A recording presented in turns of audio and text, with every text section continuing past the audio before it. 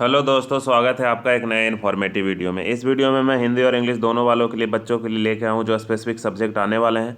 तो यहाँ से आप क्वेश्चंस उम्मीद कर सकते हैं कि आएंगे ही आएंगे, क्योंकि ऐसा इसलिए हम बोल रहे हैं क्योंकि आजकल जो एग्ज़ाम टीसीएस लेती है और टीसीएस कहाँ से क्वेश्चंस बनाती है, एनसीईआरटी से। और मैं क्या कर रहा हूँ कि एनसीईआरटी में भी जितने भी एमसीक्यू है उसको हिंदी और इंग्लिश में डिस्कस कर दे रहा हूँ। तो मैं ये उम्मीद रखता हूँ कि अब सभी को जॉब मिले। सभी को तो नहीं मिलेगी, लेकिन जो लोग मेहनत करेंगे उसको ज़रूर से जॉब मिलेगी। और जॉब कितने मुश्किल से मिलती है वो हमको पता है, क्योंकि मैं बहुत ही मुश्किल करने के बाद, सफल करने के बाद ये फाइनली जॉब में आया हूँ। तो जॉब उसी को मिलती है जो एक स्मार्ट स्टडी आजकल लोग कर रहे हैं। आजकल एग्जाम पीडीएफ आप लोग करते रहते हैं। हम अपने टेलीग्राम चैनल्स में मैं देखता हूँ कि सब लोग दिन रात पीडीएफ के पीछे भागते रहते हैं। ठीक है, अरे पीडीएफ के पीछे भागने से कोई पता नहीं। जब मैं पता आपको एक बात पता चल गई कि अच्छा एनसीईआरटी हमको लगभग रिविजन्स करनी है, तो ऐसा नहीं है कि उसको पूरा का पूरा आपको रिविजन्स करना है। थ्रूली पढ़ने का जरूरत नहीं है, इतना कम टाइम में थ्रूली पढ़ा नहीं जा सकता। आप ऊपर ऊपर उसको क्या कर लीजिए, उसको रिविजन्स कर लीजिए। ठीक है, मैं कोशिश कर रहा हूँ। मैं अब एनसीईआरटी कितना बेनिफिट है ये पता है। और एनसीईआरटी क्योंकि मैं सीबीएसई में लगभग 10 ईयर पढ़ाया हूँ, सीबीएसई स्कूल में। तो एनसीईआरटी को कैसे पढ़ना है ये मैं अच्छे से जानता हूँ कि एनसीईआरटी में क्या क्या इंपॉर्टेंस पॉइंट्स हैं। ठीक है, तो अब मैं देखिए, अगर हमको मौका मिलेगा तो एग्जाम्स के पहले नहीं तो एग्जाम तक यहाँ पे एक सीरीज लेके आऊँगा एनसीईआरटी से रिलेटेड, जो इसमें क्या मैं अंडरलाइन कर करके हर एक चीज़ को बताऊंगा कि यहाँ से ऐसा क्वेश्चंस बन सकता है और वो लोग ऐसा क्वेश्चंस बनाते हैं।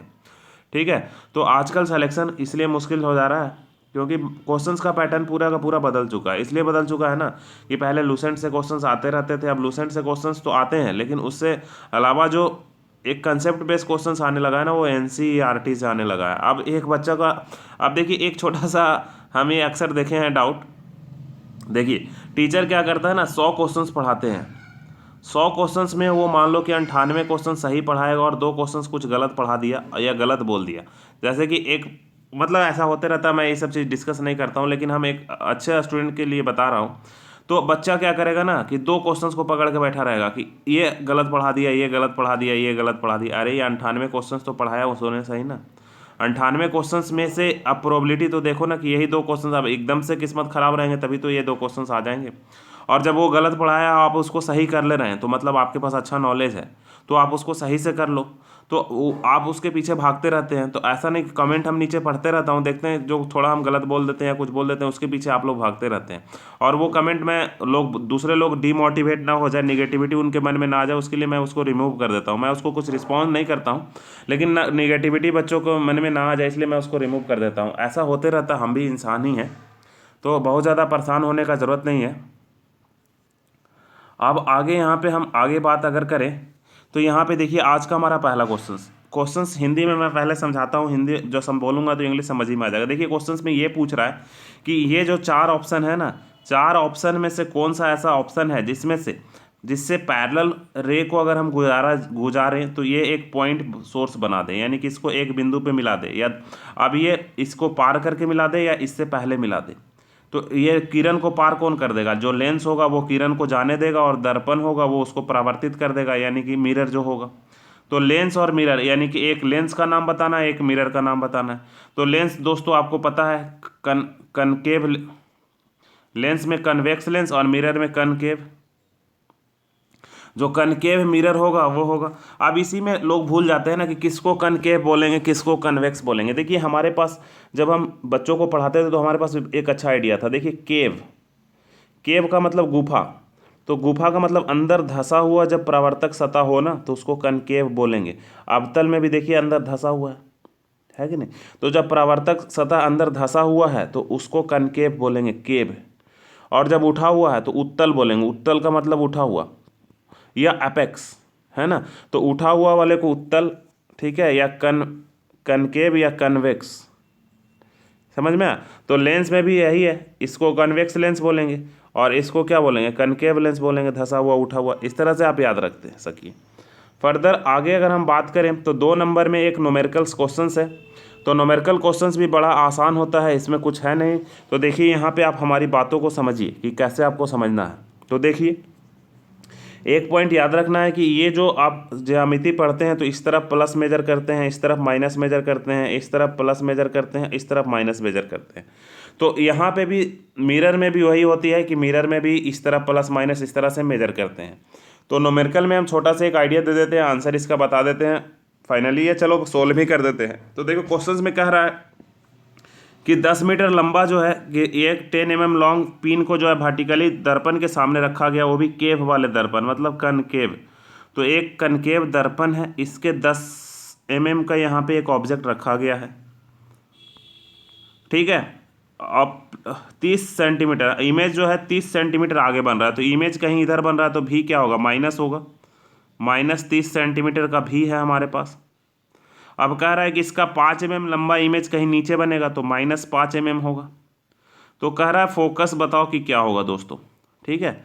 तो सबसे पहले जब इस तरह का दिया हुआ रहे तो सबसे पहले एम लिखते हैं, एम आवर्धन is equal to minus v by u is equal to height of image by height of object.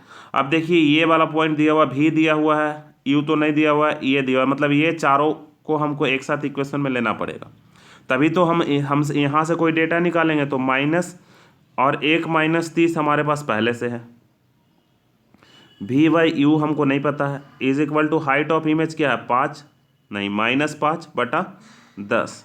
तो 5 दूना क्या हो जाएगा 10, और ये माइनस से माइनस कट जाएगा, तो यू बराबर कितना आ गया -30। तो दो डेटा आप याद कर लीजिए, सॉरी यू बराबर कितना आ गया 60।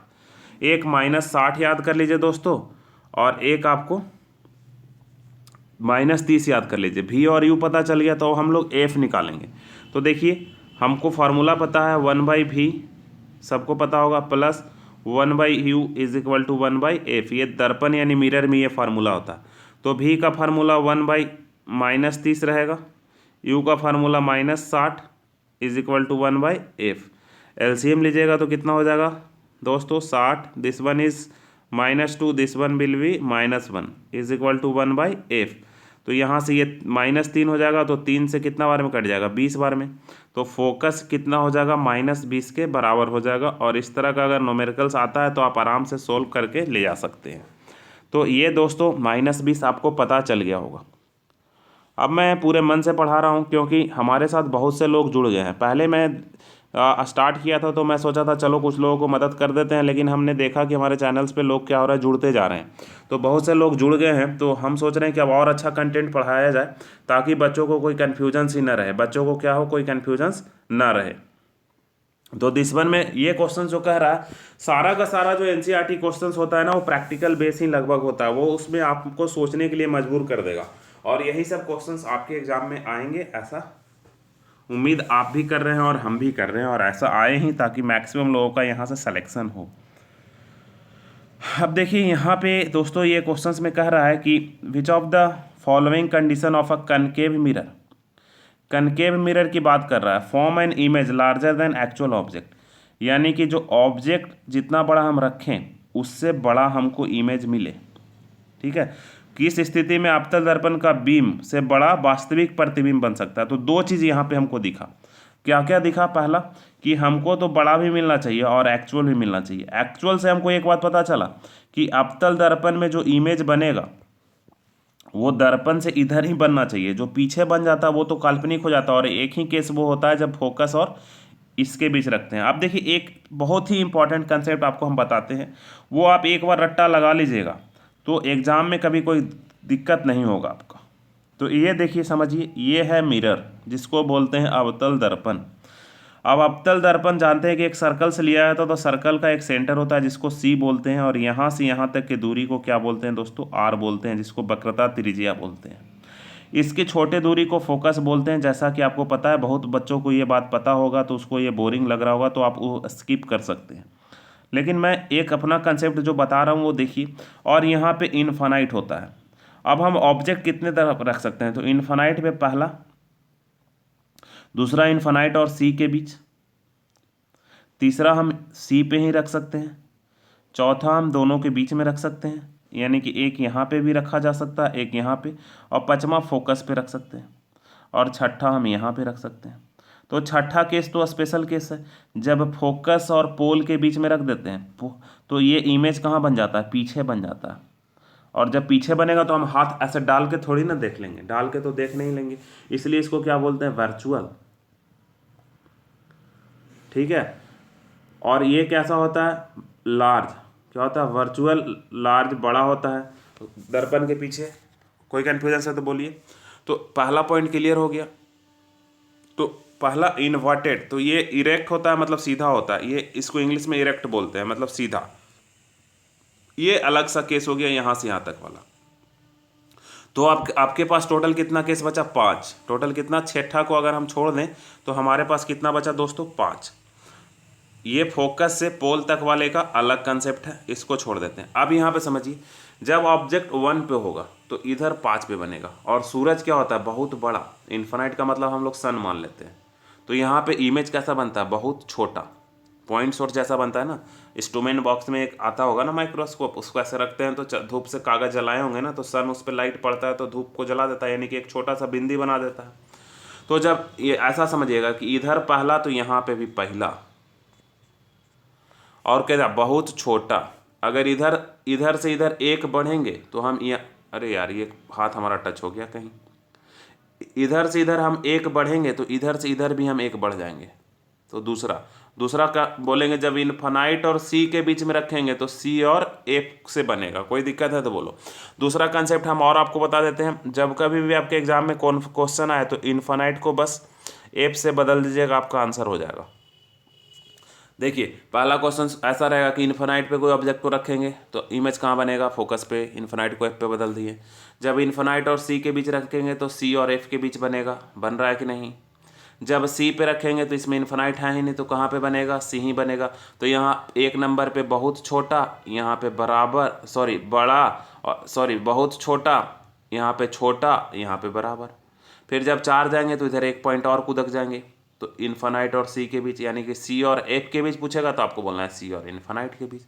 जब ये फोकस में ही पहुंच जाएगा तो हम इन्फिनाइट पे पहुंच जाएंगे, बोल देंगे बहुत बड़ा। और ये सब इधर बनेगा तो सब क्या होगा, उल्टा होगा। सब क्या होगा, उल्टा। ठीक है, इन्वर्टेड जिसको बोलते हैं। और लेकिन होगा का, सब रियल होगा, क्योंकि दर्पण के सामने तो है ना। तो ये सब कैसा होगा, रियल होगा। हम यहाँ पे मान लो कि यहाँ पे रख देंगे वो पर्दा, तो मिल जाएगा कि नहीं। अब यहाँ पीछे पर्दा कैसे रखते, हाथ डाल के तो नहीं रख सकते थे, उसको पर्दा पे आप नहीं कर सकते हैं। इसको पर्दा पे क्या कर सकते हैं, प्राप्त कर सकते हैं। तो ये पूरा का पूरा थ्योरी हो गया। जिसको बोरिंग लगा होगा वो बढ़ा के आगे आया होगा, और जिसको अच्छा लगा होगा वो तो बिल्कुल अच्छा बात है। तो यहाँ पे 2 पॉइंट हमको कह रहा था, पहला तो लार्ज बनना चाहिए और एक्चुअल बनना चाहिए। तो लार्ज इमेज कब बनेगा, सबसे पहले एक्चुअल, सॉरी रियल कहीं लिखा हुआ होगा ना,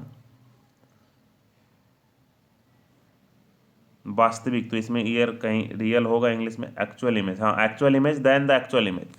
ठीक है, तो रियल इमेज यहाँ पे बनाना है, which under which of the condition concave mirror can form a image larger than the actual object. तो इंग्लिश में एक बड़ा वहाँ पे रियल इसमें छोड़ दिया है, तो रियल यहाँ पे होना चाहिए था कहीं ना कहीं, रियल इमेज या वर्चुअल इमेज। तो हमको रियल इमेज चाहिए। तो रियल इमेज कहाँ कहाँ बड़ा मिल सकता है, तो बड़ा के लिए 2 ही पोजीशन है। देखो पोजीशन मैं बना देता हूँ, इन्फिनाइट, सी और एफ। तो यहाँ रखेंगे तब बड़ा मिलेगा, और यहाँ रखेंगे तब मिलेगा बड़ा।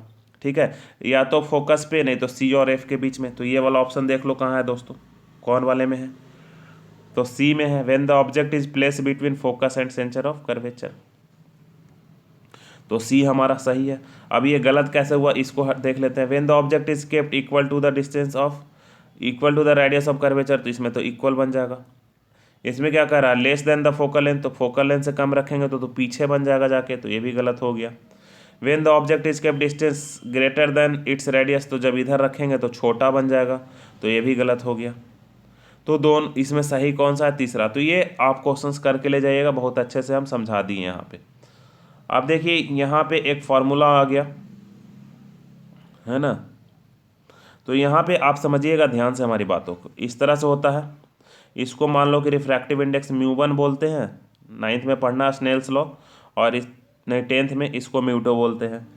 अब यहाँ पे ऑब्जेक्ट ऐसे जाता है तो जो नॉर्मल के साथ आई बनाता है, और यहाँ नॉर्मल के साथ आर बनाता है। ये ध्यान दीजिएगा, आई और आर हमेशा जो इस पे प्रति लंब हम लोग प्रति मतलब कि जो लंब डालते हैं उसके साथ एंगल होना चाहिए। कभी ये मिरर के साथ दे देता है, ये लेंस के साथ दे देगा, या फिर कोई यहाँ पे मीडियम के साथ दे देगा तो गलत हो जाएगा।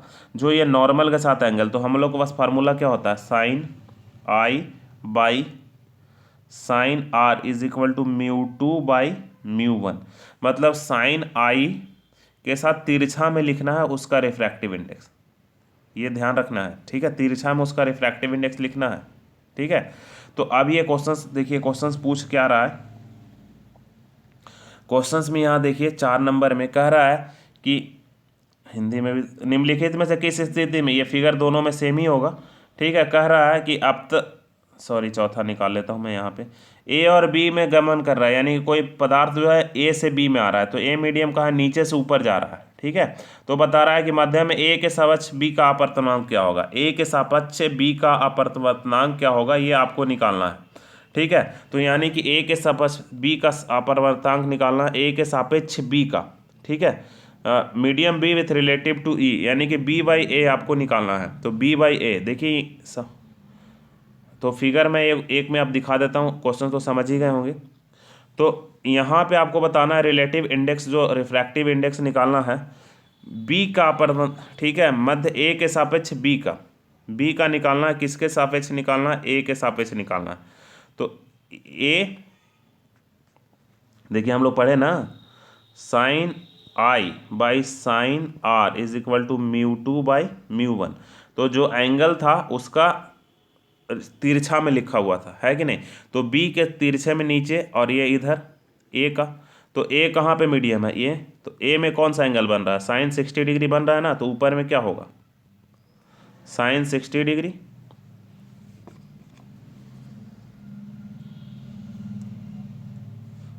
साइन क्या होगा 60 डिग्री, और नीचे में क्या होगा साइन 45 डिग्री। समझ में आ गया दोस्तों। तो ऊपर में हो जाएगा बी बाई ए। ये बहुत इंपॉर्टेंट कंसेप्ट हम आपको बताएं कि ये हमेशा उल्टा आपको लिखना है, क्योंकि ये mu sine theta is equal to constant होता है, ऐसा स्नेल्स का नियम कहता है। तो ये तिरछा होना चाहिए बी बाई ए। तो बी के साथ जो एंगल बन रहा था वो नीचे, और ए वाला मीडियम का एंगल ऊपर में लिखाएगा, और ये लाइट भी नीचे से ऊपर ही जा रही थी।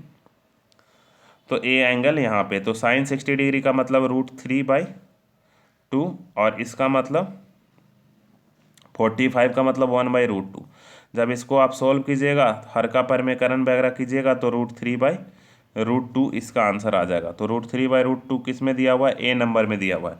तो इसका आंसर कौन सा हो जाएगा दोस्तों, ए नंबर हो जाएगा। तो ये था ना एक अच्छा सा क्वेश्चन। तो इस तरह से क्वेश्चन आप उम्मीद कर सकते हैं। अब 5 नंबर क्वेश्चन आपके एग्जाम में आ सकता है। तो 5 नंबर में देखिए क्या कह रहा है, एक ध्यान से समझने वाली बात है। कह रहा है कि एक लाइट रे है, वो मीडियम ए से चल के मीडियम बी में गई है। तो इसका पाथ जो है ऐसा ये मुड़ गया, मतलब ऐसे जाके वो ऐसे मुड़ा। तो इसका रिफ्रैक्टिव इंडेक्स नीचे वाला से ज़्यादा था कि कम था, ऐसा आप समझिए। Greater than unity, less than unity, ऐसा सीधा सा आपको याद रखना है। तो देखिए ऊपर वाला का ज़्यादा था कि कम था, ये आप ध्यान देने वाली बात है। तो देखिए ये मतलब रेयर और डेंसर की कंसेप्ट है। ज़्यादा रहेगा तो डेंसर बोलेंगे, लेस कम रहेगा तो रेयर बोलेंगे। तो ग्रेटर देन यूनिटी है कि लेस देन यूनिटी है, ये आपको निकालना है। तो सीधा सा आप समझिए हमारा कंसेप्ट कि लाइट जा रहा था ऐसे, तो इसको जाना चाहिए था ऐसे, वो मुड़ गया ऐसे। कोई दिक्कत है तो बोलिए। जाना चाहिए था जिधर से, उधर से वो क्या मुड़ गया। तो जब वो मुड़ गया, ये तभी पॉसिबल है कि जिसका जो रिफ्रैक्टिव इंडेक्स है वो 1 से अधिक होगा। वो रिफ्रैक्टिव इंडेक्स 1 से अधिक होगा तो वो नॉर्मल से अबे थोड़ा मुड़ जाएगा। उसको जाना चाहिए था वो और जल्दी जल्दी चलने मुड़ जाएगा आगे की ओर। तो ये नॉर्मल से जब अबे मुड़ जाए ना, इसको सीधा ऐसे हम लाइन ड्रॉ करें, तो इसको जाना था ऐसे, ठीक है। जब ऐसे जाना था तो यहाँ पे हम इसको नॉर्मल डालें, तो ये नॉर्मल की ओर ना मुड़ के नॉर्मल से अबे मुड़ गया। तो ये इसका जब रिलेटिव इंडेक्स निकालिएगा तो ये मीडियम का जो आएगा वो ग्रेटर देन यूनिटी आएगा। ये केस में याद रखिएगा कि जब अबे मुड़ेगा तो ग्रेटर देन यूनिटी, और जब इस तरफ मुड़ेगा तो लेस देन यूनिटी होगा, ठीक है। ये कैसे होगा, तो ये थ्योरी वाले चैप्टर में हमको पढ़ना है। तो थ्योरी वाले चैप्टर में N2/N1 करिएगा, रिफ्रैक्टिव इंडेक्स तो उतना डीप जाएंगे हम तो गड़बड़ हो जाएगा। सीधा सा आप याद रखिए कैसे एक लाइन खींचिएगा। यहाँ पे हम नॉर्मल डालें, अगर नॉर्मल से अबे मुड़ रहा तो ग्रेटर देन यूनिटी, नॉर्मल के तरफ मुड़ेगा मतलब इस तरफ मुड़ेगा तो लेस देन यूनिटी। बस ये दो ही कंसेप्ट, और नहीं मुड़ेगा तो इक्वल टू 0, मतलब दोनों का सेम ही है।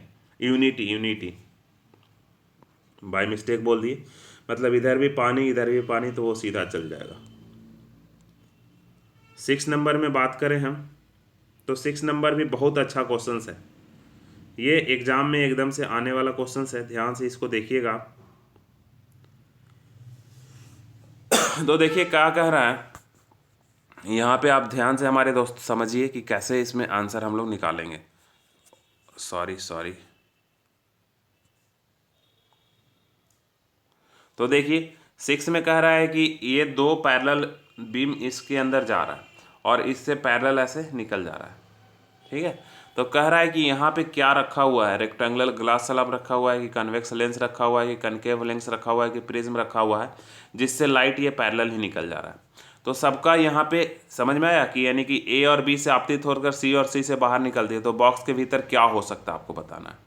तो बक्सा के भीतर क्या है, तो ये सबका कंसेप्ट ही समझ लेते हैं ना। ग्लास स्लैब क्या करता है, ग्लास स्लैब जो होता है, ग्लास स्लैब से लाइट जैसे पास करती है वो उसी तरह से क्या कर देता है, उसको निकाल देता है। पहला ग्लास स्लैब का कंसेप्ट समझ में आ गया, क्योंकि इस पे बेस्ड आगे भी क्वेश्चन है। कन्वेक्स लेंस क्या करता है, पैरेलल रे को एक पॉइंट सोर्स पे क्या कर देता है, डिफ्लेक्ट कर देता है, ठीक है।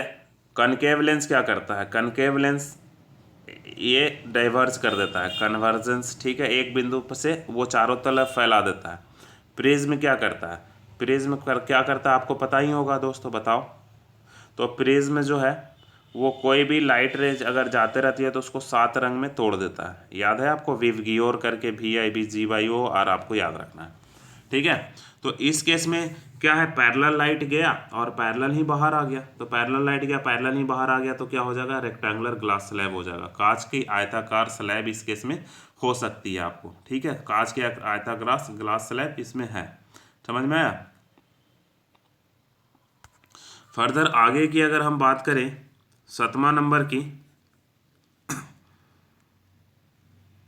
तो 7th नंबर देखिए क्या कह रहा है दोस्तों, a beam of light is incident through a hole. तो आप देख के समझ गए होंगे कि कौन सा आंसर होगा, बताइए। पैरेलल आ रहा था और बाहर किस तरह से निकल रहा है, तो कौन सा आंसर होगा बताइए।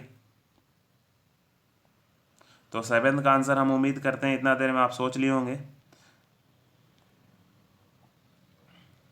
यहाँ पे ए नंबर ऑप्शन होगा, कन्वेक्स कनकेव लेंस, ठीक है। अभी हम बताएं कि कनकेव लेंस क्या करता है दोस्तों, ये लाइट को इस तरह से ऐसे ऐसे चारों तरफ बिखरा देता है। तो ये लाइट को क्या कर दिया गया है, बिखरा दिया गया है। तो लाइट को जब बिखरा दिया गया है तो ये क्या होगा, ये वाला लेंस हो जाएगा, कौन सा, कनकेव लेंस। तो इसका आंसर अभी बताने का कोई ज़रूरत है नहीं। अब 8 नंबर क्वेश्चंस देखिए, 8 नंबर भी बहुत अच्छा क्वेश्चंस है। तो देखिए सबसे पहले लेंस की क्षमता के बारे में यहाँ पे बात किया गया है। तो लेंस की क्षमता कैसे निकालते हैं ये हम लोग देखते हैं। तो आइए चलते हैं हम लोग 1 बाय 1। तो देखिए लेंस की क्षमता, लेंस सबसे पहले जो फोकस है, दूरी है, वो हमेशा किस चीज़ में लेते हैं, तो फोकस दूरी हमेशा हम लोग मीटर में लेते हैं, आपको पता होगा। तो पावर इज इक्वल टू क्या होता है, 1/f। तो फोकस दूरी 0.25 दिया हुआ है, तो हम नीचे रख के पावर निकाल ही लेते हैं ना, 0.25। तो ये ऊपर में 100 आ जाएगा, तो 4 डायोप्टर। तो पावर जो होगा 4 डायोप्टर तो होगा, लेकिन प्लस में होगा कि माइनस में होगा हमको डिसाइड करना पड़ेगा। तो देखिए यहाँ पे सीखिए सबसे पहले आप एक कंसेप्ट। तो यहाँ पे जैसे कि ये वाला लेंस है, तो ये क्या है, कन्वेक्स। तो ये इसका फोकस हमेशा क्या होगा, इधर होगा। कोई दिक्कत है तो बोलिए। तो जब फोकस इधर होगा तो इसका पावर जो है हमेशा निगेटिव ही होगा, पावर हमेशा क्या होगा, निगेटिव ही होगा, क्योंकि इसका फोकस हमेशा निगेटिव होगा तो पावर हमेशा निगेटिव ही होगा। कोई दिक्कत है तो बोलो। यानी कि इसका फोकस भी निगेटिव होता है और पावर भी क्या होता है, निगेटिव होता है। पॉइंट क्लियर है, फोकस भी निगेटिव होगा और पावर भी उसका निगेटिव होगा। पहला पॉइंट क्लियर है। कन्वेक्स लेंस, अच्छा सॉरी गलत बता दिए ना, सॉरी, वही से वजह से हम चुप हो गए थे। ये देखिए यहाँ पे, ये इसका हम कोऑर्डिनेट के हिसाब से मेजर करेंगे तो इधर प्लस मेजर करते हैं, तो इसका फोकस क्या होगा, हमेशा इधर होगा। फोकस क्या होगा, इधर होगा, पॉजिटिव। तो इसका फोकल लेंथ हमेशा क्या होगा, पॉजिटिव। फोकल लेंथ हमेशा क्या होगा, पॉजिटिव। और तो पावर भी हमेशा क्या होगा, पॉजिटिव होगा। पावर लेंस पावर भी क्या होगा, हमेशा पॉजिटिव होगा। यानी कि कन्वेक्स की अगर हम लोग बात करें तो फोकस हमेशा पॉजिटिव होगा, पावर भी हमेशा पॉजिटिव होगा, ठीक है। तो अगर इसका हम लोग बात करें कनकेव का, तो इसका फोकस इधर आएगा, तो फोकस हमेशा क्या होगा, निगेटिव होगा, और पावर भी हमेशा क्या होगा, निगेटिव होगा। कोई दिक्कत है यहाँ तक तो बोलिए। तो यहाँ पे आंसर कौन सा होगा, अब आंसर हम लोग ढूंढते हैं। तो कन्वेक्स लेंस हैज़ +4 डायोप्टर, तो ये बिल्कुल सही दे रहा है क्योंकि कन्वेक्स लेंस का पावर पॉजिटिव होता है और फोकल लेंथ भी पॉजिटिव होता है, तो ये तो सही दिया हुआ है। अब ये देखिए कन्वेक्स लेंस हैज़ निगेटिव, तो ये तो गलत हो गया। कनकेव लेंस हैज़ 4 डायोप्टर, तो नहीं, ठीक है 4 डायोप्टर, तो कनकेव का ये गलत इसलिए हो गया ना क्योंकि ये कन्वेक्स लेंस का ये जो ये हमेशा क्या होता है, पॉजिटिव होता है कन्वेक्स लेंस का, तो ये गलत हो गया।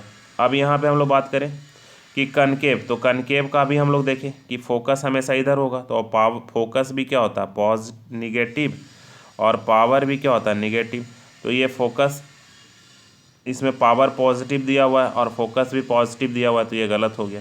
और इसमें पॉजिटिव और नेगेटिव दिया हुआ है, तो ये भी गलत हो गया। यानी कि या तो दोनों पॉजिटिव होगा या तो दोनों निगेटिव होगा, ठीक है। तो बाकी सब में उस तरह से दिया हुआ था, तो ये हमारा पहला वाला क्या है, सही है। तो ये थोड़ा सा कंसेप्ट आपको याद रखना है, इस तरह से आप सोचिएगा। और इस तरह से अगर ये वाला लेंस यूज कर रहे हैं तो इसमें फोकस क्या होगा, पॉजिटिव, और पावर भी पॉजिटिव। इसमें फोकस क्या होगा, निगेटिव, और पावर भी क्या होगा, निगेटिव। तो क्वेश्चंस इस तरह से बन सकते हैं आपके एग्जाम में, ऐसा आप उम्मीद कर सकते हैं, ठीक है। अब आगे ये क्वेश्चंस बहुत ही आसान है। तो पीछे देखने वाले में लगे दर्पण, कौन से दर्पण होते हैं, तो सबको पता है, ठीक है। कौन से दर्पण होते हैं दोस्तों, तो कन्वेक्स की कनकेव, तो कनकेव मिरर होते हैं कि कन्वेक्स होते हैं, बताओ जल्दी से। तो ये कन्वेक्स मिरर होते हैं। कौन सा होते हैं, उत्तल दर्पण होते हैं, ठीक है। उत्तल लेंस होते हैं, सॉरी, कि उत्तल दर्पण होते हैं, बताइए जल्दी से। उत्तल दर्पण होते हैं, ठीक है। और वो इमेज को क्या बताता है, नज़दीक बताता है, उसमें लिखा हुआ रहता है, आपको पता है ना, लिखा हुआ रहता है कि ऑलवेज इज लेस देन 1, क्योंकि उसका मैग्नीफाइंग 1 से कम होता है। तो इस केस में आंसर क्या हो जाएगा, इज लेस देन 1, मैग्नीफाइंग उसका क्या होता है, लेस देन 1, 1 से कम होता है, ठीक है। इसलिए वो बहुत ज़्यादा एरिया को कम एरिया में क्या कर देता है, दिखा देता है। तो ये एक न्यूमेरिकल टाइप का क्वेश्चन है, इसको आप खुद से ट्राई कीजिएगा, हम दिखा दे रहे हैं। न्यूमेरिकल टाइप का क्वेश्चन ज़्यादा आएगा नहीं।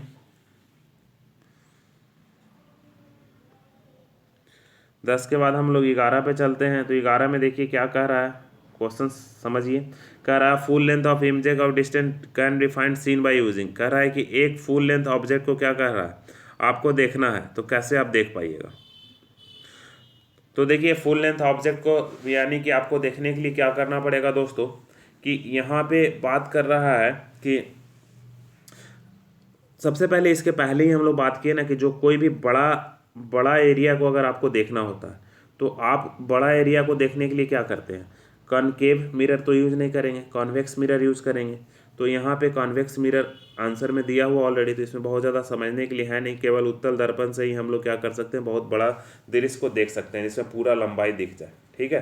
तो यहाँ पे पहले इसका आंसर सीधा कॉन्वेक्स मिरर ही आप याद रखिए। 12 में अगर हम बात करें, the torch search light vehicle में जो है, जो बत्ती को है कहाँ पे रखते हैं, ये मतलब कि जो उसमें बल्ब होती है, बल्ब को कहाँ पे रखा जाता है, तो बल्ब को फोकस पे रखते हैं, ऐसा आपको पता होगा, क्योंकि फोकस से जो लाइट निकलता है वो उसको क्या करता है, समानांतर बाहर निकालता है, पैरेलल में बाहर निकाल देता है। तो इस केस में किस में दिया हुआ है आप देख लीजिए, वही आपका आंसर हो जाएगा। तो हम उम्मीद करते हैं between the curvature between the pole very near to the focus of the reflector, यानी कि 12 का क्या हो जाएगा, 12 का बी नंबर ऑप्शन हो जाएगा। 12 को हम लोग बी में रखते हैं, फोकस पे रख देते हैं। The law of reflection hold gold fill, यानी कि रिफ्लेक्शन किसके लिए होता है, प्लेन मिरर के लिए, कनकेव मिरर के लिए, कन्वेक्स मिरर के लिए, या सबके लिए, ठीक है। तो 13 में आपको पता है कि जो रिफ्लेक्शन का लॉ है, अगर नियम है तो वो सब पे लागू होगा। नियम क्या होगा, सब पे लागू होगा, कोई एक के लिए नहीं होगा, ठीक है। तो नियम जो है सबके लिए लागू होता है। अब आगे 10 नंबर में जो क्वेश्चन है, सॉरी 14 नंबर हम लोग आ गए हैं, अच्छा कुछ ज़्यादा ही तेज बढ़ गया। तो 14 जो कह रहा है कि the path of the light, यानी कि लाइट को गुजारा गया है, ठीक है, आयताकार स्लैब से। तो ए बी सी डी, ठीक है, ए बी सी डी में से कौन सा जो है सही बता रहा है आपको फिगर, ठीक है। तो आपको ये बताना है कि सही है। तो पहला दूसरा तीसरा हम लोग देखते हैं फिगर। तो फिगर बस मैं यहीं पे ले आता हूँ, बस फिगर को ही। तो देखिए ये हमारा फिगर है। अब आपको बताइए कि आयताकार स्लैब से जो हम एक फिगर ही बना देते हैं ना, जिससे आपको कंसेप्ट क्लियर हो जाएगा। जब कभी भी आयताकार स्लैब से कोई लाइट पार होता था तो पहले यहाँ पे चलता था, फिर यहाँ पे थोड़ा सा क्या होता था, रिफ्रैक्शन होता था, लाइट क्या होता था, कुछ ऐसे बेंड कर जाता था, इसको जाना रहता था ऐसे और ऐसे आ जाता था, और फिर यहाँ पे ऐसे, तो इसको जाना रहता था ऐसे, फिर ऐसे आ जाता था। ठीक है, तो यहाँ से ये इसको दोनों पैरेलल ही बाहर निकलते थे, जिसको हम लोग लैटरल शिफ्ट बोलते हैं। ठीक है, समानांतर विस्थापन। तो ये वाला कौन से केस में हो रहा है? इसमें तो नहीं हो रहा, इसमें भी नहीं हो रहा, इसमें भी नहीं हो रहा, इसमें हो रहा। तो ये हमारा इसका आंसर कौन सा हो जाएगा दोस्तों? इसका आंसर बी नंबर हो जाएगा। इसका आंसर कौन सा हो जाएगा? बी नंबर हो जाएगा। और इस तरह से आप प्रैक्टिकल बेस में इस तरह के क्वेश्चंस आप उम्मीद कर सकते हैं। इसके बाद तो 15 नंबर क्वेश्चन है ये, तो आपको इस तरह का क्वेश्चन आएगा नहीं, इसमें आपको याद रखना पड़ेगा। 16 नंबर क्वेश्चन बता रहा है, तो हिंदी में भी यही क्वेश्चन है, बस मैं समझा देता हूँ, हिंदी में कोई अलग नहीं आएगा कि आपतित किरण का निम्नलिखित में से कौन सा आरेख सही है, यानी कि ये सब जो किरण आ रही है इसमें कौन सा सही किरण है ये आपको बताना है। तो देखिए यहाँ से आपको रिविजन्स भी हो जाएगा। सबसे पहले में अगर हम बात करें तो देखिए फिगर 10.6, तो 10.6 आपका क्वेश्चंस का फिगर है। क्वेश्चंस में ये लाइट यहाँ तक आई है, ये क्वेश्चंस में दे रहा है। अब ये इस तरह से पास होगा कि इस तरह से पास होगा कि इस तरह से पास होगा कि इस तरह से पास होगा। तो देखिए कोई भी किरण जब दर्पण के समानांतर आती है तो वो फोकस से पार कर जाती है। वो कहाँ से पार कर जाती है? फोकस से पार कर जाती है। और फोकस से पार करता हुआ बस एक ही फिगर दिया हुआ है जिसका नाम है क्या? D number. ठीक है, इस केस में तो वो वक्रता केंद्र से पास करा दिया, इसको सी बोलते हैं। 2F लिख दिया, इसका मतलब सी है। इस केस में फोकस से पहले ही पास करा दिया, और इस केस में यहीं से वापस मोड़ दिया। ठीक है, तो यहीं से वापस मोड़ दिया तो नहीं, ऐसा नहीं जब दर्पण पे 90 डिग्री पे कोई किरण आती है तब वहीं से वापस मुड़ जाती है, ये आपको ध्यान रखना है। तो ये एक क्वेश्चन था। इसके बाद ये भी वही क्वेश्चन है, तो हिंदी में भी यही होगा कि निम्नलिखित में से कौन सा प्रतिबिंब सही है।